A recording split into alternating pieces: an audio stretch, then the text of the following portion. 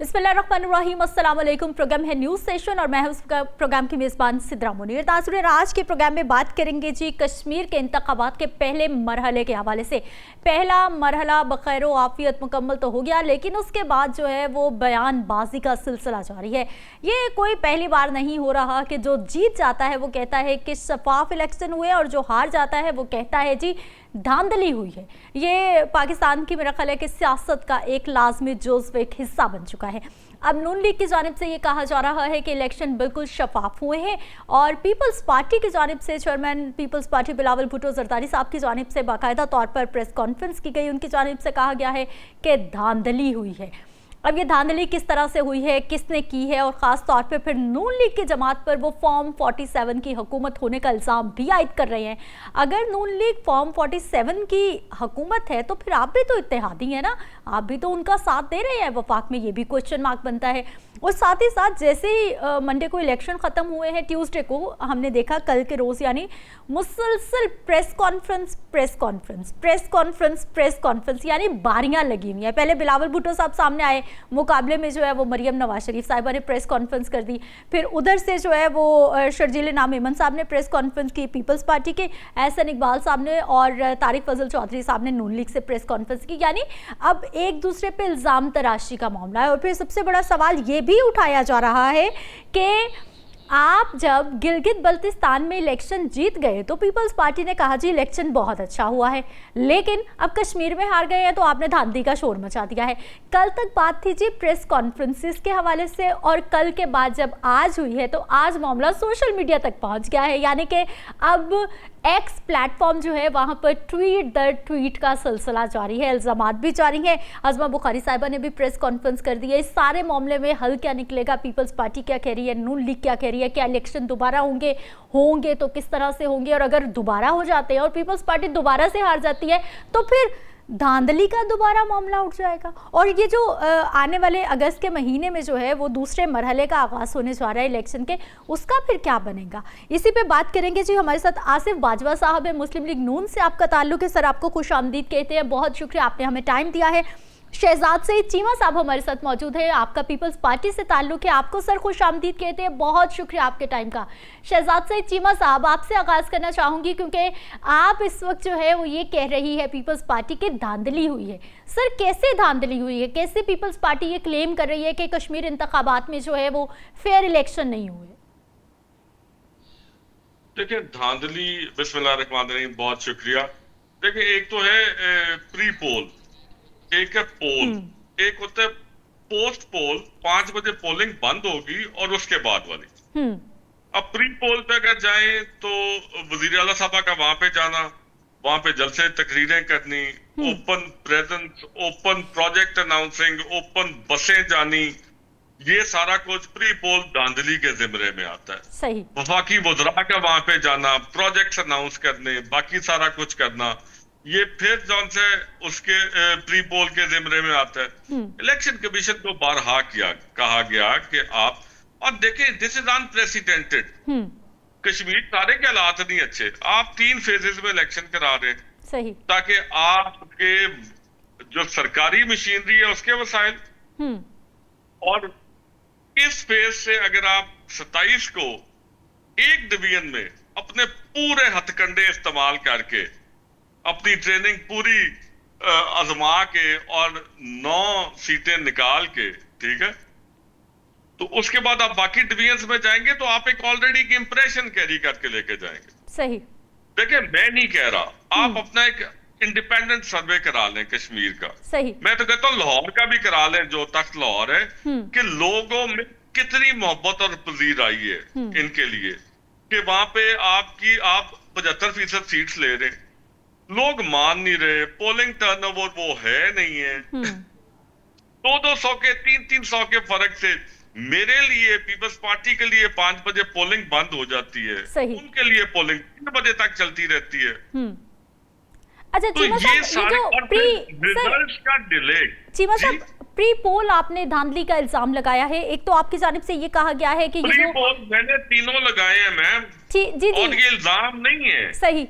This is a reality. आपको लग रहा है नजर आ रहा है, बोगस वोट कैमरे कास्ट की किए आंख गए ने भी हैं? देखा है। आपको लग रहा है कि बोगस वोट कास्ट किए गए हैं, लोग वहां पे पहुंचे नहीं है, खुद से पर्चियां भर के डब्बों में डाली गई हैं, कुछ ऐसा हुआ है क्या? या फॉर्म 45 पे आपको शक है वो नहीं मिला? मैं भी पॉलिटिकल फील्ड का वर्कर हूँ, मैं खुद भी इलेक्शन लड़ता हूँ, हम भी मांगने वालों से भी हैं और पोलिंग डे भुगताने वालों में से भी हैं, ठीक है। तो इन हथकंडों का अंदाजा है, पर्चियों का अंदाजा है, बैलेट पेपर्स का अंदाजा है, बैलेट बॉक्सेस का अंदाजा है, टाइमिंग्स सही। का अंदाजा है, पोलिंग एजेंट्स के साथ सलूक करने का अंदाजा है, हरासमेंट क्रिएट करने का अंदाजा है। जिस पोलिंग स्टेशन पे हमारी वहां पे अक्सरियत थी, वहां पे गदर बचा के तो हमारे उनको हरास करने का अंदाजा है। तो सही। ये सारा क्या प्रोसीजर है? ये सारा यही प्रोसीजर है कि डिस्करेज करो। तीनों हरबे आजमाए गए हैं सही।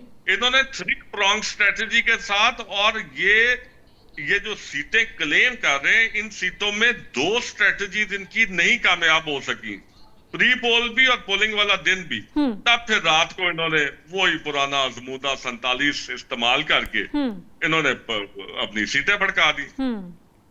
ठीक सर, आपका यही पॉइंट ऑफ व्यू में आसिफ बाजवा साहब आपकी तरफ लेके आना चाहूंगी। आपने गदर मचा दिया सर, आप इलेक्शन से पहले से शुरू हुए, पहले आपने प्री पोल धांधली की, फिर आपने इलेक्शन वाले दिन धांधली की, उसके बाद जो है वो फॉर्म 47 आप लेके आए।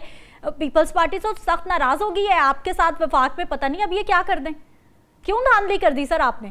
सबसे पहले तो मैं शहजाद से चीमा साहब का मशकूर हूँ सही कि उन्होंने बहुत अच्छे अल्फाज इस्तेमाल किए, और जिस तरह हमारी पीटीआई के दोस्त जो हैं वो तूतकार पे उतर आते हैं, गालम गलोच पे ऐसा रवैया नहीं इख्तियार किया। मैं उनका बहुत मशकूर हूँ कि उन्होंने अपने इल्जामात जो हैं वो भी लगाए, लेकिन बहुत अच्छा रवैया था, अल्फाज का चुनाव बेहतर था। आपका बहुत शुक्रिया।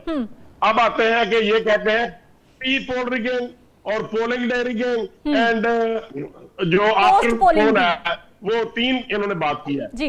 पोस्ट पोलिंग ओके, मैं आपसे ये अर्ज करूंगा, सबसे पहली बात ये है कि एक इतराज ये है कि पीएमएलएन की गवर्नमेंट गई, प्री सीएम साहब गई, प्राइम मिनिस्टर साहब, साबिक प्राइम मिनिस्टर गए और उनके वुज़रा गए। पहली बात तो ये है कि वो अकॉर्डिंग टू कॉन्स्टिट्यूशन हुआ।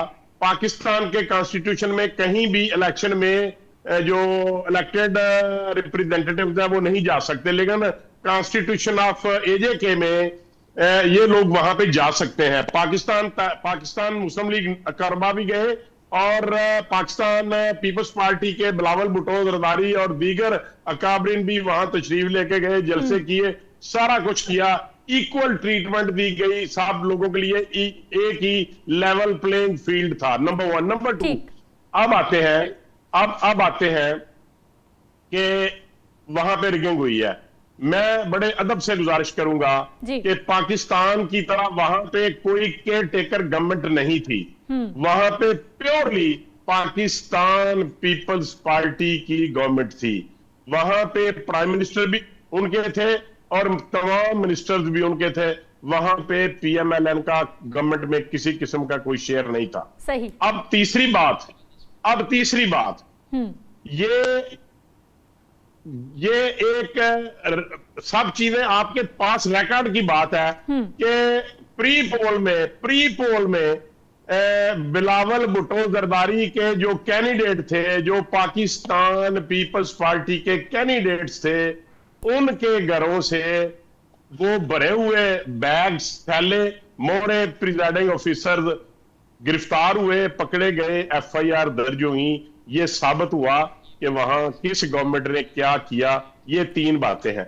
अब ये कहते हैं कि हमने अब ये कहते हैं, चीमा साहब फरमाते हैं कि अंदाजा है हमारे अंदाजे के मुताबिक इस तरह हुआ, हमारे अंदाजे के मुताबिक इस तरह हुआ। बात ये है सर, बात ये है कि ये रिकॉर्ड की बात है कि अगर आप जीबी में, गिलगित बल्तिस्तान में जीत गए हैं, हमने तो वहां शोर नहीं डाला, हमने तो वहां कोई बात नहीं की, ठीक है। अब यहां पे अगर पाकिस्तान मुस्लिम लीग नून जीती है तो उसकी मैं रीजन बताता हूं कि क्या क्यों जीती है। आप मुझे बताएं। देखें, साबका बात तो छोड़ देते हैं, साबका चीजों को छोड़ देते हैं, सही। करंट टाइमिंग जो है, जो माजी करीब है, उसकी बात करते हैं। ये मुझे बताएं कि वहां पे इनकी गवर्नमेंट ने, जब से इनकी गवर्नमेंट आई है, तहरीके अदम एतमाद के बाद वहां पे इन्होंने क्या किया, वहां पे इन्होंने कौन सा रिलीफ दिया, वहां पे इन्होंने क्या खिदमात सर अंजाम दी, कौन से मेगा प्रोजेक्ट्स दिए। अब मैं अपनी तरफ से बात करूंगा कि पीएमएलएन ने क्या किया। पीएमएलएन ने हमेशा ये नहीं देखा कि इस वक्त एजेके में पाकिस्तान पीपल्स पार्टी की गवर्नमेंट है तो हम उनको सपोर्ट नहीं करेंगे। हमने उनको जितना उनके पैसे बनते थे जो कॉन्स्टिट्यूशन के मुताबिक जो रवायात हैं। बाजवा साहब आपको भी तो रवायात का उसी वक्त ख्याल आया ना जब इलेक्शन सर पे था, जब आप जलसे जुलूस कर रहे थे, जब आप जो है वो वहां पर जाकर अपनी तकारीर कर रहे थे। पिछले इतने सालों में तो ख्याल नून लीग को भी नहीं आया कि भाई वो भी हमारा हिस्सा है, हम पंजाब से थोड़ा हिस्सा उनको दे दें।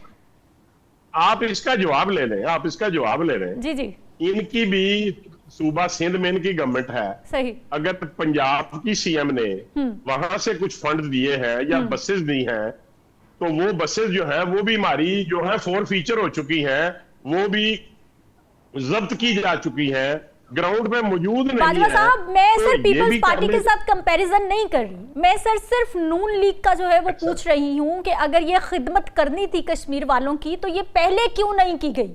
ये इलेक्शन डेज में ही क्यों खिदमत याद आई नून लीग को, जब वो वहां पर जाकर तकारीर होती थी जलसे, पहले क्यों नहीं ये खिदमत याद आई कि वो भी हमारे लोग हैं, वो भी हमारे भाई हैं? इसलिए याद आई। देखें, वोट चाहिए था। मेरी अर्ज सुन लें। जी जी। इससे पहले ये भी it is one of the reason, it is one of the not one of the reason sir, सिर्फ यही रीजन। लेकिन इससे मेरी बात तो सुन लें, मेरी बात तो सुन, अर्ज तो सुन लें। देखिए, पहले पाकिस्तान तहरीके इंसाफ की गवर्नमेंट थी, ठीक, हम देखते रहे कि वो क्या गुल खिलाते हैं। अच्छा, उसके बाद चूंकि पाकिस्तान पीपल्स पार्टी की गवर्नमेंट थी, हम देखते रहे कि ये क्या वहां पे खिदमत सर अंजाम देते हैं। सही। अब तीसरी बात कि हमने करंट टाइमिंग पे क्यों किया, at the neck of the time क्यों तो किया। बाजवा साहब, सॉरी टू इंटरप्ट सर, मुझे चीमा साहब की तरफ जाना है, लेकिन आपने कहा कि आपने पीटीआई को देखा, उन्होंने क्या गुल खिलाए, फिर आपने पीपल्स पार्टी को देखा, उन्होंने क्या गुल खिलाए, तो सर इलेक्शन हो लेने देते ना, फिर देख लेते कि पीपल्स पार्टी अगर आ जाती है तो क्या गुल खिलाती है, उसके बाद आप वहां जाते। आप हौसला पैदा करें, आप मेरी बात तो सुन ले, एक फिक्रा तो सुन ले मेहरबानी फरमा के।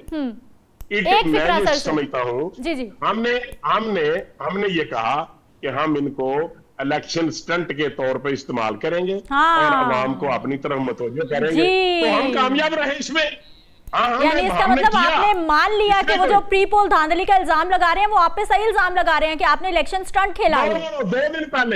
2 दिन पहले आपने खुद बताया सर, धांधली तो मैंने साबित कर दी। मैंने प्री पोल धांधली तो मैंने साबित कर दी पाकिस्तान पीपल्स पार्टी के। वापस आती हूँ आपकी तरफ, चीमा साहब की तरफ आना चाहूंगी। सर मुझे ये बताइएगा, बाजवा साहब मान गए हैं कि भाई हमने इलेक्शन स्टंट खेला है और हमने इलेक्शन के करीब जो है ये सहूलियत दी है ताकि लोग हमें ज़्यादा से ज़्यादा वोट दें, लेकिन सर मुझे ये बताइए कि अगर अब पीपल्स पार्टी की जानिब से ये कहा जा रहा है कि धांधली हुई है और साथ ही साथ शर्जील इनाम मेमन साहब कल प्रेस कॉन्फ्रेंस कर रहे थे और ये कह रहे थे कि ये तो फॉर्म 47 की हुकूमत है, अगर फॉर्म 47 की हुकूमत है तो सर आप भी कंधे से कंधा मिला के विफाक में खड़े हैं ना, तो फिर तनकीद कैसी? आप भी इत्तेहादी हैं, आप भी हिस्सेदार हैं। चीमा साहब,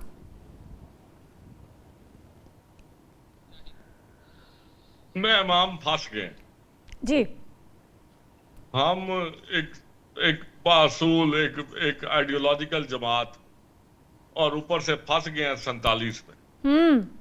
तो निकल जाए ना सर। ओ मैडम, कहां से निकल जाए, व्हाट नेक्स्ट? आप सोल्यूशन दे दें, हम निकल गए, बाकी का बचता बाकी पीछे। एक ही जमात हो, एक ही सियासी हो, एक ही नजरियाती हो, एक ही पार्लिमानी हो और वो भी निकल जाए तो बाकी तो सारा 47 है। सर इलेक्शन दोबारा हो जाएंगे। 2 सेकंड मैम, आप give me now 2 minutes. Okay sure. 2013 में 47, 2018 में दूसरी जमात 47, 2024 में आके जो 13 वाला 47 था वो फिर 24 में आके फिर वो 47, एजेके में फिर ये परसों 47 और जीबी सर बाकी है कहां पे? नजरिया कहां है, सियासत कहां है, जमात कहां है, पार्लिमान कहां है? तुसी कहते हो असी भी निकल जाइए, वो हम निकल जाए तो बाकी तो जनादे सियासी, इंतजामी, पार्लिमानी, आईनी। तो मैं फंसे खड़े हैं। हकीकत में आपको बता रहा हूं, मैं पीपल्स पार्टी का कारकुन हूं सही। और मैं आपके सामने बात कर रहा हूं। अब बात ये है कि वो स्टंट के तौर पे जब वो इस्तेमाल कर रहे थे भाई बाजवा साहब तो उन्होंने कहा जी हम देख रहे थे कि किसने क्या गुल खिलाए। आप वो जो आपने अपनी हुकूमत के, जब आपकी हुकूमतें थी जहां जाती वहां आपने भाईजान जो गुल खिलाए हैं नून ने, नॉट बाजवा साहब ने, तो वो बयान करते हैं। ये गुलों से और बाकी यकीन करें ना, कसमें और सिर फाड़ के बैठे हैं। सर तुसी तो भी नहीं बनाए, क्यों सिर फड़ के बैठे हो? कराची रोशनियों का शहर कभी कहलाता था, डूबा पड़ा है सर। वहां उस शहर में जाके देखें, वो लगता नहीं है कि पाकिस्तान का इकोनॉमिक हब है। इतनी बदहाली है वहां पे। कौन सा कराची नहीं लगता इकोनॉमिक? कराची नहीं लगता सर, उसके अच्छे अच्छे जो महंगे तरीन एरियाज है वो भी नहीं लगते कि ये इकोनॉमिक हब का कोई इलाका है। मेरी अर्ज सुन ले, मुझे 5 साल के लिए सिर्फ कराची पीपल्स पार्टी को दे दें इकोनॉमिक हब। सर आपके पास 18 साल से है पीपल्स पार्टी के पास, पूरा सिंध है आपके पास सर, नॉट ओनली कराची। आपने कराची की बात की, मैं कराची का स्पेसिफिकली बात कर रहा हूँ। 75 साल से लाहौर अनटचेबल है।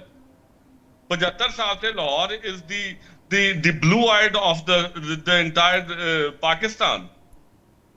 कराची दहशतगर्दी की नजर, कोयटा दहशतगर्दी की नजर। इसका मतलब कि पीपल्स पार्टी का फेलियर है, नाकाम है पीपल्स पार्टी 18 साल से वहां पर। अगर वहां पे दहशतगर्दी हुई है, लोग मरे हैं, बोरीबंद लाशें मिली हैं। अच्छा मुझे मौका देंगे आप? मैडम सिद्रा मुझे मौका दें, से बात कर।